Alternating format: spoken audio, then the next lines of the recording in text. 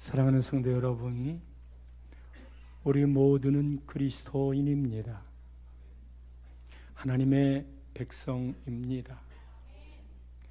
본질상 진노의 자녀였지만 예수 그리스도 우리 죄를 위하여 십자가에 돌아가신 것을 믿는 우리 모두는 하나님의 자녀가 되었습니다. 이 하나님의 자녀가 어떻게 살아야 하나? 다른 말로 예수 생명이 있는 하나님의 자녀는 이 땅에 당연하고도 마땅하게 어떤 삶이 펼쳐져야 하는가? 그 일의 첫 번째 시험대가 부부 관계였습니다. 가정과 부부에 대하여 아내들이요, 그리고 남편들이요, 그리고 가정과 교회에 얽힌 하나님의 비밀을 4주 동안 말씀드렸습니다. 어떠셨나요? 남편은 남편의 자리에서 내가 아내를 그럼에도 불구하고 아가페적인 사랑으로 사랑하리라 하고 그동안 4주를 보내셨는지요? 아내는 남편을 존중한다. 그 표시로 나는 복종하리라. 그런 말씀의 적용이 아내 또는 남편인 나에게 있었는지요? 그것 봐 당신 그렇게 하라고 설교 들었잖아가 아니고 주님 내 자리에서 내가 그렇게 하겠습니다 하고 적용하셨는지요?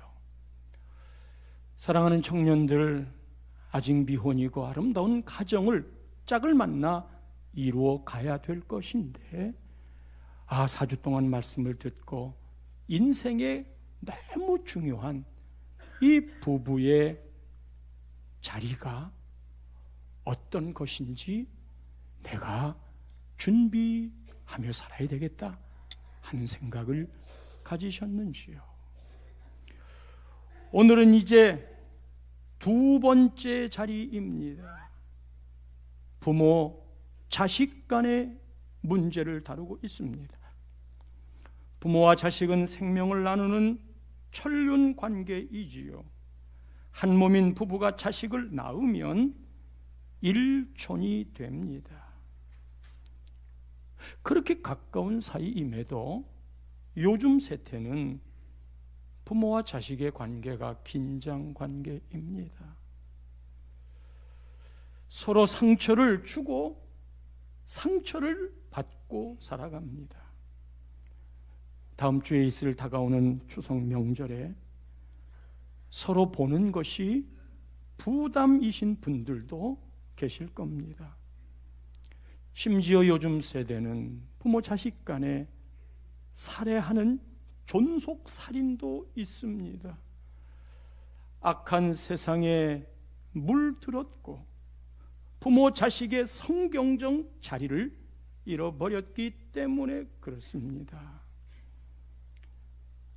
지금의 시대 세태는 2000년 전에도 이미 얘기를 했어요. 하나님 두기를 싫어하는 사람이 사는 곳이 세상이거든요. 이 하나님 두기를 싫어하는 사람들에게 나타나는 증세, 로마서 1장 28절에서 32절에 이렇게 이야기합니다. 또한 그들이 마음에 하나님 두기를 싫어하며, 하나님 두기를 싫어해요.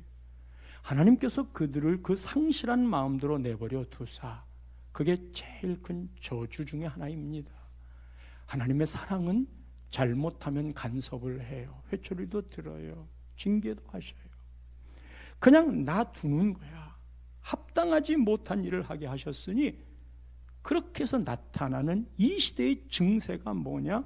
30절 말씀입니다.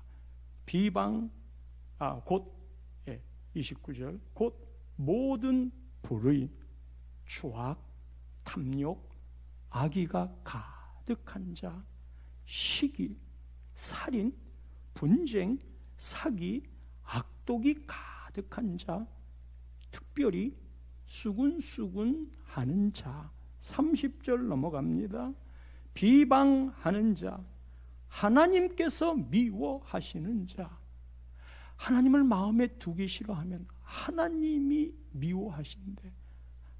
하나님이 미워하면 인생 보호받을 수 없어요. 능욕하는 자, 교만한 자, 자랑하는 자, 악을 도모하는 자. 말하고 싶은 건 이 죄의 목록과 동등하게 부모를 거역하는 자예요. 부모를 거역하는 자요. 31절에 우매한 자, 배약하는 자, 무정한 자, 무자비한 자라. 읽기도 숨가쁜 죄의 목록들 똑같은 비중으로 부모를 거역한다 했는데 32절 말씀입니다. 그들이 이 같은 일을 행하는 자는 사형에 해당한다고 하나님께서 정하심을 알고, 여러분 지금 열거했던 이 모든 것들은 하나님께서 사형에 해당한다고 정하심을 알고도 자기들만 행할 뿐 아니라 문제는 그런 일을 행하는 자들을 옳다 하느니라. 전염병처럼 번져가고 그것이 교회 안에 들어왔어요. 세상이 생각하고 있는 게 교회에서 말씀이 없으니까 그대로 받아들이는 거예요. 여러분, 저희 처제가 미국에 사는데 처제가 그러더라고요. 다 그런 거 아닙니다. 일반화시키지 마세요. 이곳에 와서 이민 와서 사는 사람들하고 이야기를 하다 보면 정말 많은 사람들이 시댁이 싫어서 미국 이민 왔다고 그러는데요. 일반화하지 말라고 그랬어요. 처제가 주변에 들은 이야기를 말한 것뿐이니까요. 여러분, 그것이 이 세상의 가치인데, 그래서 하는 말이 시자 들어가는 거 다 싫다, 시금치도 싫다. 정말 그런 걸까요? 성경의 가치관이 그런 것일까요?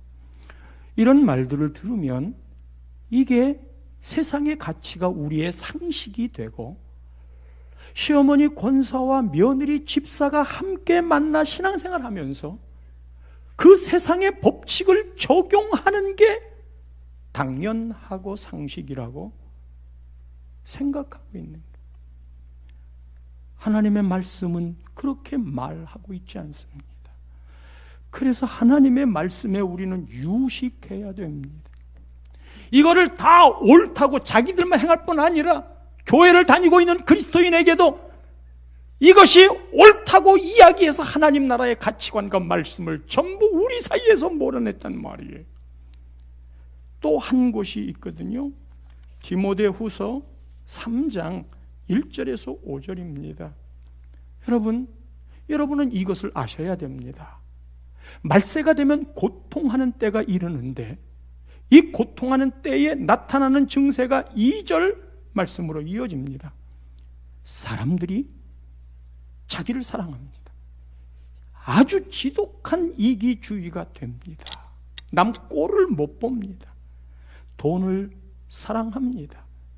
자랑합니다. 교만합니다. 비방합니다.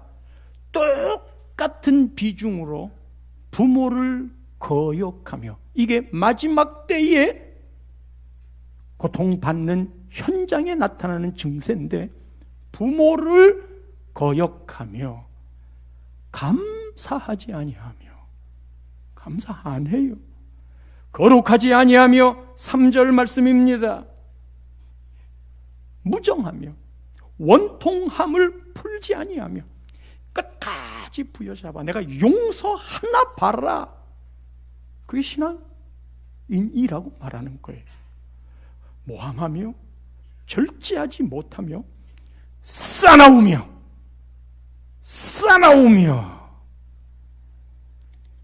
다 고통을 몰고 선한 것을 좋아하지 아니하며, 4절로 넘어갑니다. 배신하며 조급하며 자만하며 쾌락을 사랑하기를 하나님 사랑하는 것보다 더하며. 여러분, 하나님을 사랑하지 않으면 어찌 이 주일날 이렇게 우리가 와서 예배를 드릴 수 있겠어요? 세상으로 나가는 건 하나님 사랑보다 쾌락 사랑하니까 세상을 향하는 거예요. 특별히 5절 말씀을 보면 경건의 모양은 있어요. 아, 세례받았군요.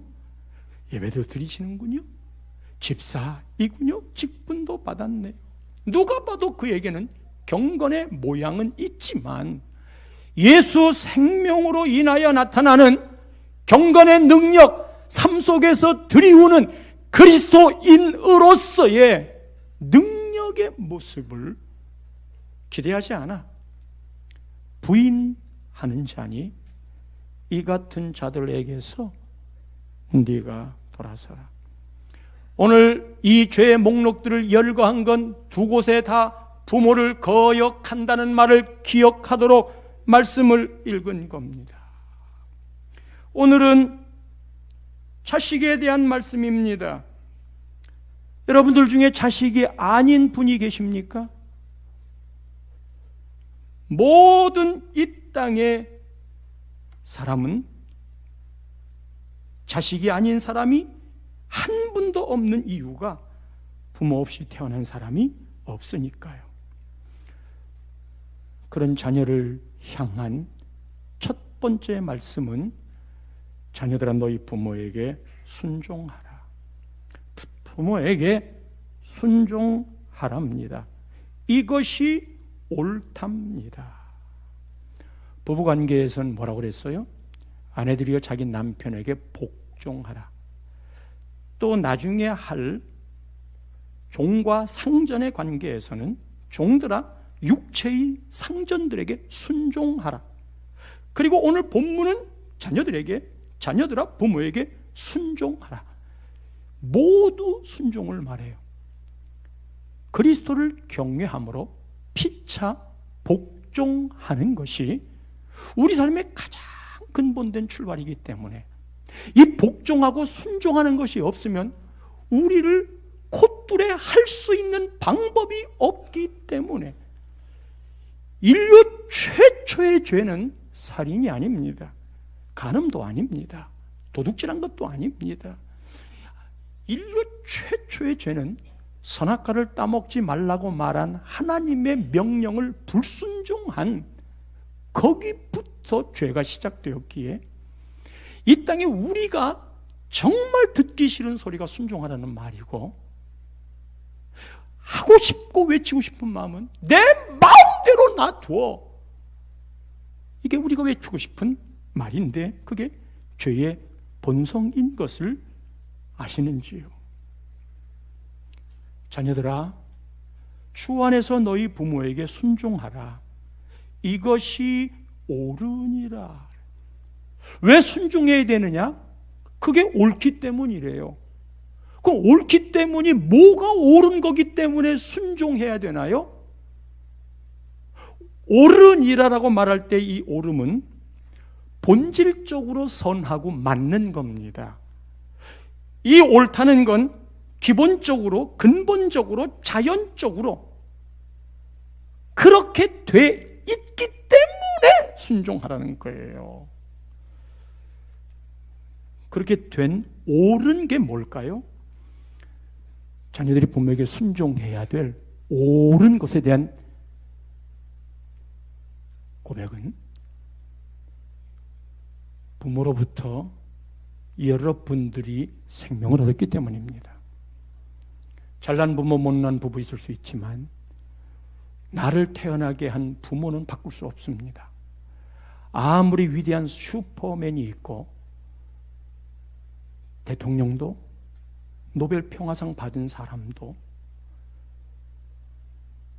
나를 생명으로 낳지 못합니다. 오직 내 부모만, 내가 태어나기 위해 부모님을 통해 나는 이 땅에 오게 되었어요. 누구도 대신할 수 없는 일. 만약에 우리 어머니가 우리 아버지가 아닌 다른 사람과 결혼을 했다면 저는 없습니다. 사람이 살면서 수많은 변수가 나타나는데 우리 할머니랑 할아버지가 그렇게 만나지 않았으면 우리 아버지도 없고, 그렇다면 나도 없는 것이라면 할아버지와 할머니가 만나고 그 위에 증조, 고조 모든 만난 그 조합들이 오늘의 나를 향해 있는 것이라고 한다면 여러분 어찌 우리의 탄생을 우연이라 말할 수 있겠으며, 그래서 누구라도 어머니 왜 날 이렇게 낳으셨습니까? 라고 말하는 건 그건 있을 수 없는 말이에요.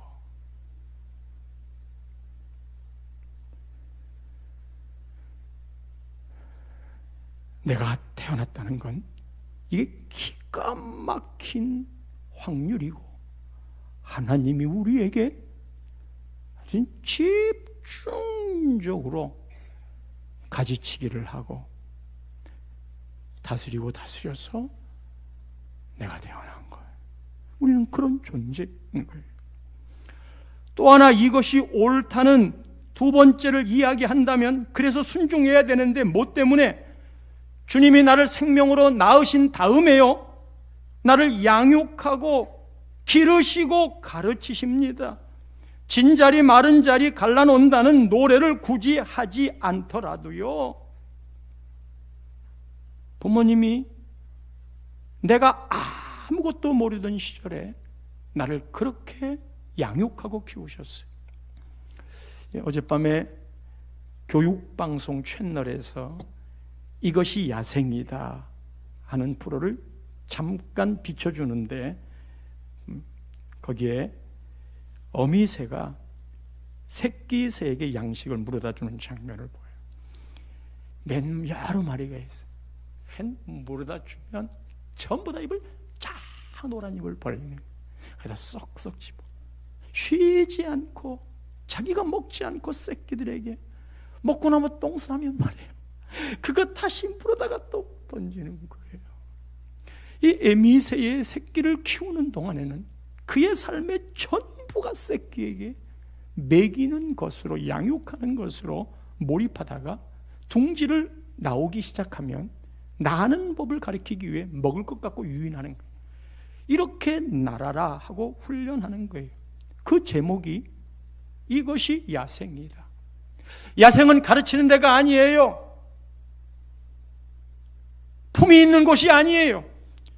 그러나 그곳에도 에미새가 새끼 새를 먹이는 그 야생의 법, 이게 하나님의 법이고, 그래서 자식은 부모에게 순종하는 이것이 옳으니라. 야생도 그렇거든. 사람은 임신하면서부터 태교해야지요. 출생하니라고 온갖 고통 겪지요. 그 이후에 키우는 게 말이에요, 이게 낮밤이 바뀌지요. 젖은 퉁퉁 불지요. 도무지 잠을 자지 않으니까 피곤한데 입을 그냥 푹 뒤집어 쓰고 못 들은 척 자고 싶은데 울어대니 어떻게 하면 좋아요? 잠시도 눈을 뗄 수가 없어요. 여러분 그렇잖아요. 부모님들이 손주들을 봐주고 싶은데 손주들 어디나 잘못되면 여러분 그 얼마나 가슴이 아파요. 그리고 왜 애도 하나 못 봤냐고 그런 말, 자식은 속이 상하니까 그런 말 하겠지.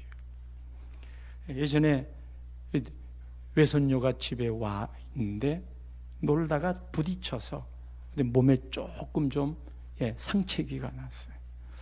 우리 딸이 보더니요, 시어머니한테 혼나는데 그러면서 우리 집에서 애가 좀 다쳤는데,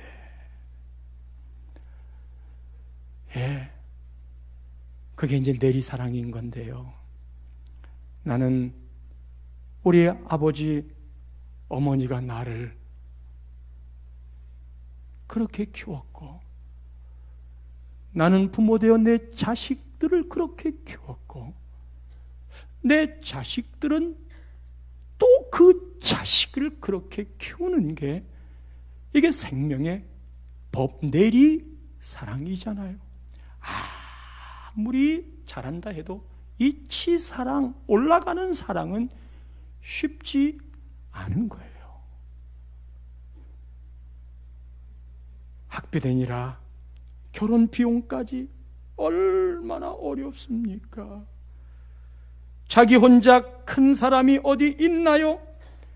그런데 조금 독립하려 싶으면 자기 혼자 컸다고 생각하는 것처럼 부모님이 나한테 해준 게 뭐가 있어요? 아무개 엄마도 아무개 아버지도 이렇게 저렇게 하는데 학비 걱정 내가 다 하잖아요. 또 부모는 그 말 듣고, 이 자식아 내가 너한테 못 해준 게 뭐냐? 학비 안 되졌냐? 다 해줬다. 또 그 논리만 갖고 살아가는 세상이 되었어요.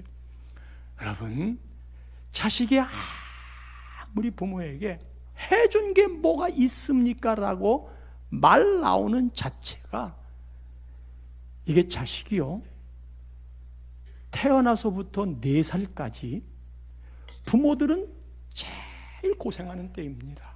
태어나서 4살까지.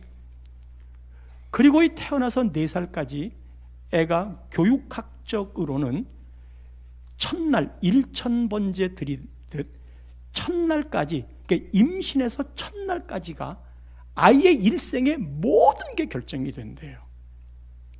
우리는 1000번째를 그 마음 때문에 드리고 있어요. 첫날부터 1000날까지 그 기간 중에 태어나서 4살까지 그 아이의 일생이 결정이 되는 건데, 부모가 얼마나 고생합니까? 아무것도 모르는 그 아이를. 그런데 자식이 평생 동안 제일 기억하지 못하는 때가 태어나서 4살까지래요. 그러니 아무것도 모르는 때 가장 고생했는데 그 기억이 없으니까 부모가 해준 게 뭐가 있어? 이렇게 말하는 것이요. 지가 부모 되면 부모의 마음을 조금은 이해하지만 그래도 못해요. 그래서 너희 부모에게 순종하라. 왜냐하면 이것이 옳은 일이다. 그런데 부모 순종에 조건이 하나 붙었지요. 자녀들아, 주 안에서 너희 부모에게 순종하라. 주 안에서 순종하래요. 이 주 안에서는 2가지 의미가 있습니다. 하나는 죽게 하듯 남편에게 하라고 그랬잖아요. 이 말은 무슨 말이냐 하면 주님 대하듯 하라는 거예요. 죽게 하듯 하라는 건 주님을 대하듯 하라는 거예요. 주님을 대하듯 하는 건 어떻게 하는 거냐 하면 주님이 말씀한 대로 내가 반응을 보이는 거예요. 주님이 상대에게 내가 하라고 한 말씀대로 그 말을 존중하는 게 주님을 대하는 자세인 거예요. 그게 죽게 하듯 하는 거고, 이게 주 안에서 너희 부모에게 순종하라는 거예요. 주님이 말씀하셨기 때문에 주님을 존중하니 내가 그 말대로 순종하겠습니다 하는 게 주 안에서의 첫 번째 의미고, 또 하나 2번째 주 안에서의 의미는 내가 하나님을 믿는데요, 부모님이 너 예수 믿지 마, 교회 가지 마. 심지어 한국 교회사를 보면 당신은 제사가 큰 문제여서 계속 예수를 믿겠다고 그렇게 아버지에게 잘하고 효도하고 말하면 꿈쩍없이 듣는 이놈이 예수 믿는 것만큼은 양보를 안 해요. 그래서 아버지가 작두를 갖다 놓고 머슴시켜서 염을 쓰는 작두 말이에요. 작두를 올리고 자식의 목을 거기다 집어넣고 마지막이다. 어떻게 하겠느냐? 예수 믿겠다고. 제사 안 드리는 건 귀신에게 절하는 거다고. 조상을 무시하는 게 아니라고. 아버지가 차마 내리라고는 말 못하고 내쫓았어요. 아버지가 생각하겠지요. 저렇게 순종 잘하는 놈이 왜 그거 한 가지만은 양보를 안 할까? 모든 걸 다 순종하는 저 착한 자식이 왜 그거 하나만은 저러고 있는 걸까? 아내가 남편한테 그렇게 잘하는데 왜 그것 하나만큼은 저렇게 하는 것일까? 따라서 여러분, 이게 주 안에서 하는 건데 하나님과 우리 사이에 관계가 위협을 받을 때, 하나님과의 관계가 위협을 받을 때 최고의 권위자는 하나님이신데 그 하나님을 무시해서 하나님과의 관계가 떠나고 위협을 받을 때 우리는 그때 정신을 차리고 주 안에서, 그러나 주 안에서는 순종을 하더라도, 주 안에서 순종을 하더라도 정말 순종하는 자세로 그 말을 해야 되는 거예요. 그래서 모든 걸 다 잘 듣는 저놈이 교회하고 예수 믿는 일에 대해서는 왜 저럴까? 그것도 정말 겸손하게 아버지가 아무것도 모르면서 자식의 인생을 책임질 거예요. 그런 자세가 아니고, 아버님, 내가 만난 예수, 내가 만난 생명, 아버님도 돌아가시면 천국 가셔야 되는데 이 자식의 진정한 효도는 아버지 예수 믿는 거예요. 아버지, 그렇게 아버지를 설득하고 이해하고, 아버지 모든 말은 다 들을게요. 근데 이것만은요. 그 말 듣고 부모가 저 괘씸한 놈이라고 생각하겠어요? 지 자식인데. 거기에 대한 확신을 주는 거, 그게 주 안에서예요.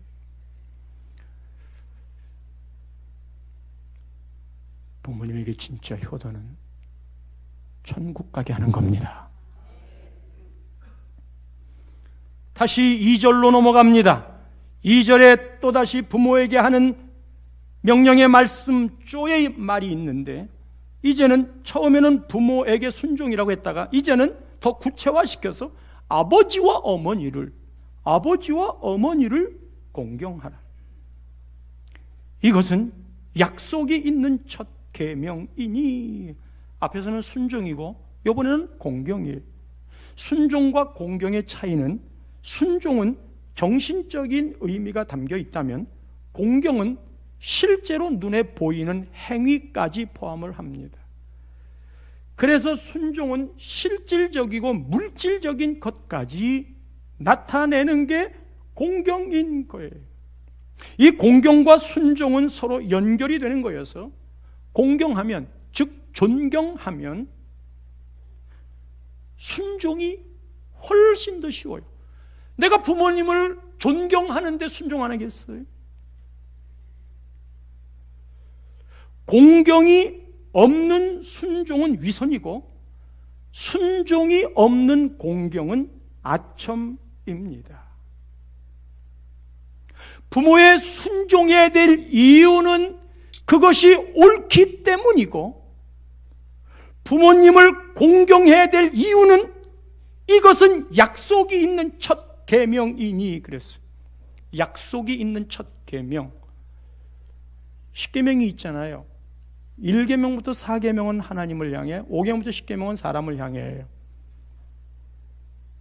5계명부터 10계명 사람을 향한 계명 중에 첫 번째 5계명이 내 부모를 공경하라예요. 6계명 살인하지 말라, 7계명 간음하지 말라, 8계명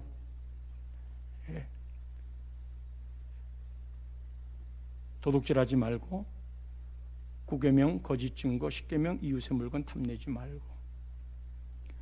사람을 향한 첫 계명이 부모를 공경하라예요. 이 부모를 공경하라고 사람의 계명의 첫 번째 놓은 건 하나님과 사람 사이의 중간 단계가 부모예요. 하나님의 대리권자예요. 그런 부모님을 어떻게 망령되이 함부로 대할 수 있겠는가? 그게 첫 번 계명이고, 10계명에 하지 말라는 게 8개고 하라는 게 2개예요. 하라고 하는 이 2개는 하나는 하나님에 대해서, 하나는 사람에 대해서인데, 하나님에 대해서 하라고 그러는 건 안식일을 구별하여 거룩하게 지키라는 4계명이에요. 안식일을 거룩하게 지키라, 이게 적극적인 명령이에요. 또 하나는 사람을 향해 하라고 말한 건 부모를 공경하라는 거예요. 그리고 이 2개만 긍정적으로 하라고 말했어요. 그런데 하지 말라는 것에 대해서는 축복을 말하기가 그렇잖아요. 그냥 그걸로 끝나는 거잖아요. 근데 하라고 하는 건 네가 이렇게 하면 이런 복을 주겠다라고 약속하는 것은 10계명 그 자체에서는 안식일을 지키는 거 당연한 의무처럼 이야기를 했어요. 그런데 5계명만 당연한 의무이되 이것을 행하는 너에게 내 생명이 길게 하겠다, 내 생명이 길게 하겠다 하고 약속을 해줬어요. 그래서 약속 있는 첫 계명인데, 이거를 사도 바울은 에베소서에서 그 복에 대해 하나를 더 집어넣었어요. 그게 3절 말씀입니다. 이로써 부모를 공경하면, 이게 약속 있는 첫 계명인데, 이로써 네가 잘 되고 땅에서 장수하리라. 할렐루야. 땅에서 잘 되고 장수한다. 이 2가지의 복인데, 잘 된다는 게 뭐예요? 우리 그러잖아요. 잘 됐으면 좋겠다, 잘 되거라. 이게 형통이라는 말로도 이어지는데, 단순히 잘 된다는 게 고생하지 않고 어려움 겪지 않고 그렇게 사는 게 잘 되는 게 아닌 거예요. 요셉을 형통의 사람이라고 그러는데 요셉이 얼마나 고생합니까? 그런데 하나님은 계속 요셉을 형통한 사람이라고 해요. 여러분, 우리를 향한 하나님의 계획이 있는데, 이 하나님의 계획이 우리를 각자 향한 섭리고 구속사예요. 하나님이 나를 향한 사명의 길이 있는데 그 길을 잘 따라가는 게 그게 형통인데요, 이 형통을 이루기 위해서는 훈련받아야 될 것도 있어. 고난도 받고 십자가도 져야 될 게 있어요. 그 길을 잘 가는 게 잘 되는 거예요. 반면에 내가 거절함으로, 내 욕심으로 죄 가운데 달려가다가 여러분 잘 안 됩니다. 그냥 아주 쉽게 잘 안 되면 가다가 길이 막히고 인생이 너무 복잡하게 꼬이고 힘겹고 어려우면 그때 부모님과의 관계가 잘못된 게 있는가 하고 돌아봐야 돼요. 여러분의 인생에 꼬이는 삶이 있으면 내가 부모님과 관계가 잘못된 게 있는가 생각해 보라니까요. 그리고 그걸 즉시 풀어야 돼. 부모님들은 아버지 사랑해요, 이 한마디 말에, 잘못했어요, 이 한마디 말에 모두를 받아들일 수 있는 건데,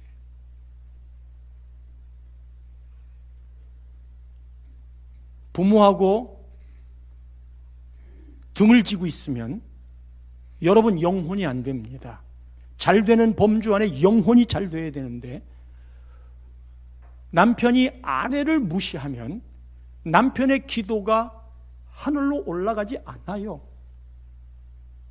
축복이란 부모를 통해서 내려오는 건데 부모하고 등지면 자식으로서 부모를 통해 받을 복이 없는 거예요. 마지막으로 장수한다고 그랬어요. 출애굽기 10계명에서는 내 생명이 길리라 그랬어요.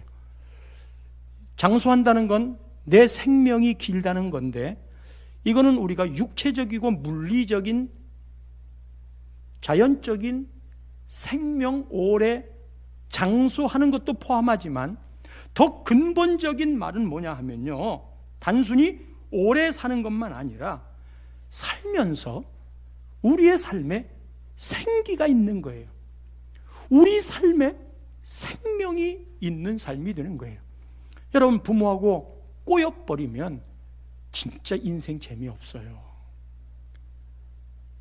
부모의 위로도 받고 격려받고 축복도 받고 부모를 향하면 내 마음에 아름다운 추억이 있고 부모도 그거를 위해서 노력해야 되고, 그래서 너의 생명이 부모를 공경하는 자에게 좋다는 건 우리 삶이요 그냥 의미 있고 이렇게 윤기 있게 사라져가는 삶을 이야기하는 거예요.